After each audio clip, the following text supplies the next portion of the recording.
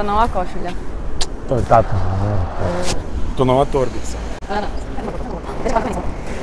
Kad ti ne govorim kak ti guza dobro. Da. Hoćete nas čuli, stvarno se ispričavam. Hoćemo u ovaj. Hoćemo ovako. Da, ali daj please, sam da odnesemo ovo gore, još ti samo na minutu. Može. Ha?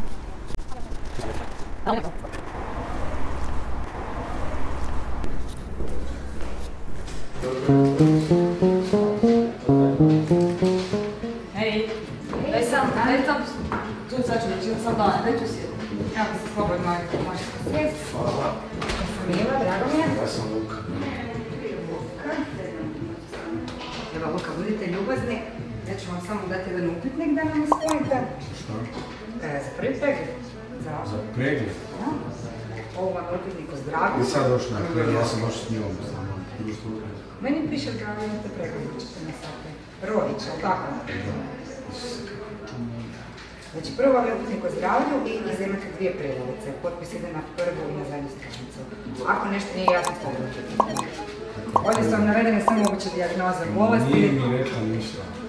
Ko? Ko? Iva? Kažu, meni u rasporedu pisalo 14 sati. Gospod Rodić. Kako mi ljaže? Dobro. Hvala vam. 300 M. Ček, ti bi tako lako uzela pregled. Pa čekaj, kad si ti rezervirala, kaj da radim? A kaj misliš kaj sam ti rezervirala? Pregled si mi rezervirala. Ne znam kaj si mi rezervirala. Povodom tog pravosudnog Dobro. sam ti htjela pokloniti neke pozive i poklonila se vašom korekciju. Da se napokon riješiš svega. Sebe? Što je onda bolje vidjeti?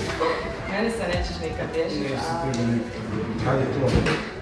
Pa kad god želiš. Čekaj, ozbiljno. Jesmo ozbiljne? Ne znam baš. Ček, ne vjeruješ mi? Gospođa mi se čini ozbiljna. Ne, pa vjerujem. Kako si me na muljažu dobila? Dobro, ajde, ne znam, nisam spreman. Kao, okej. A ne, a kaj da kažem, pa kaj ti ne izgledam sretan. Pa jesi sretan? Pa jesam, Jesi ali očekivao to? Pa nisam baš. To sad kao, rješavanje. Pa sad možeš otići na pregled. A kaj kad ne znam kaj da radim? Pa dobro, ispunit ću, hoću, da, naravno da hoću.